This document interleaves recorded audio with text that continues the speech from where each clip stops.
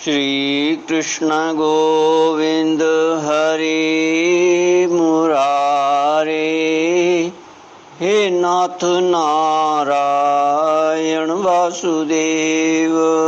श्री कृष्ण गोविंद हरे मुरारे, हे नाथ नारायण वासुदेव। ओम नमो भगवते वासुदेवाय।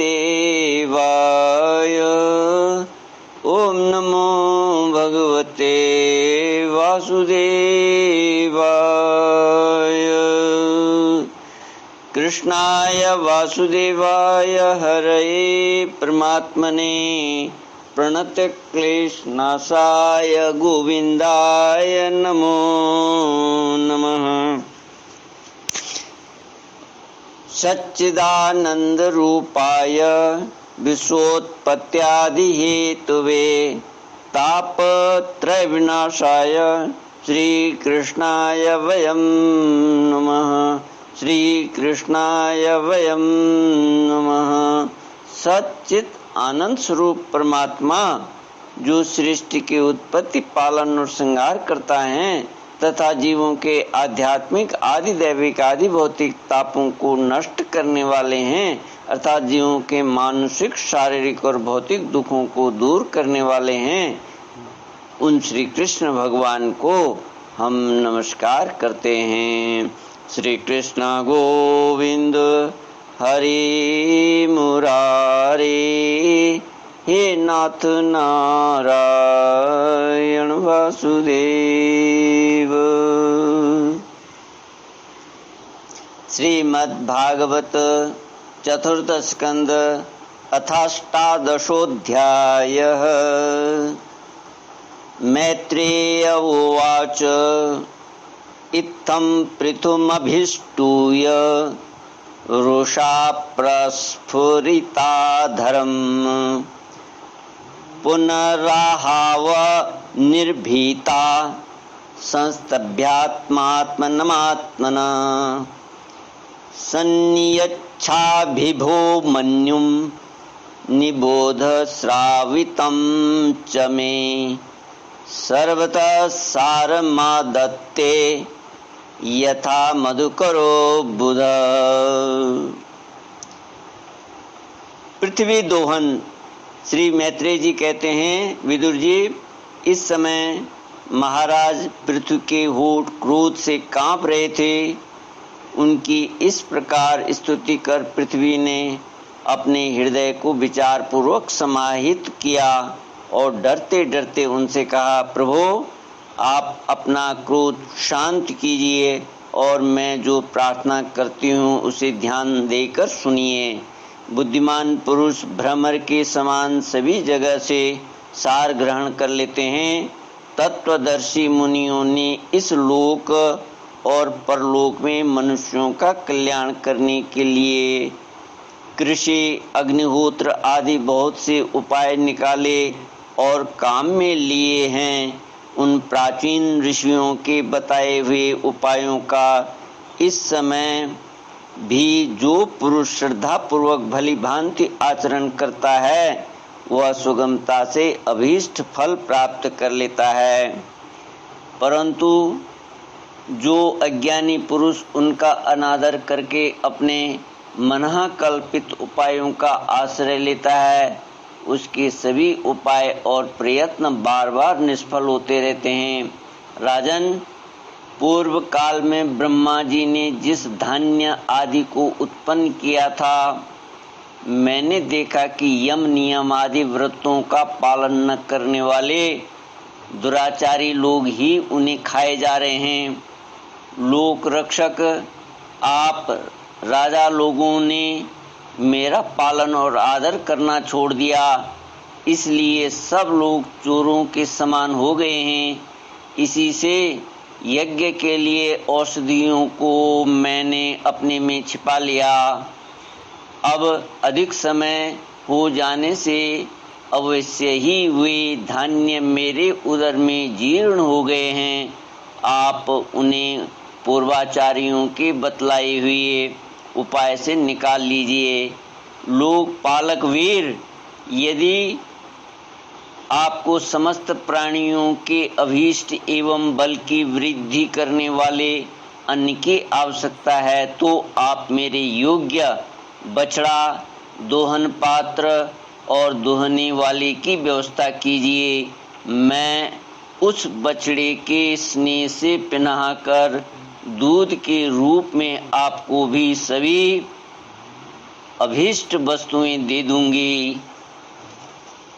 राजन, एक बात और है, आपको मुझे समतल करना होगा जिससे कि वर्षा ऋतु बीत जाने पर भी मेरे ऊपर इंद्र का बरसाया हुआ जल सर्वत्र बना रहे, मेरे भीतर के आर्द्रता सूखने न पावे। यह आपके लिए बहुत मंगल कारक होगा। श्री कृष्ण गोविंद हरे मुरारे, हे नाथ नारायण वासुदेव। पृथ्वी के कहे हुए ये प्रिय और हितकारी वचन स्वीकार कर महाराज पृथु ने स्वयंभुव मनु को बछड़ा बना अपने हाथ में ही समस्त धान्यों को दूह लिया। पृथु के समान अन्य विज्ञजन भी सब जगत से सार ग्रहण कर लेते हैं, अतः उन्होंने भी पृथु जी के द्वारा वश में की हुई वसुंधरा से अपनी अपनी अभीष्ट वस्तुएं दूह लीं। ऋषियों ने बृहस्पति जी को बछड़ा बनाकर इंद्रिय, वाणी, मन और नेत्र रूप पात्र में पृथ्वी देवी से वेद रूप पवित्र दूध दुहा। देवताओं ने इंद्र को बछड़े के रूप में कल्पना कर सुवर्णमय पात्र में अमृत, वीर्य,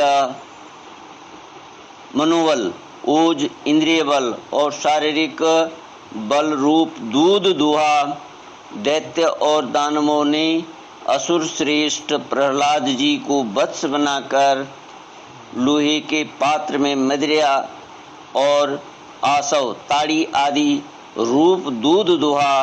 गंधर्व और अप्सराओं ने विश्वावसु को बछड़ा बनाकर कमल रूप पात्र में संगीत, माधुर्य और सौंदर्य रूप दूध दुहा।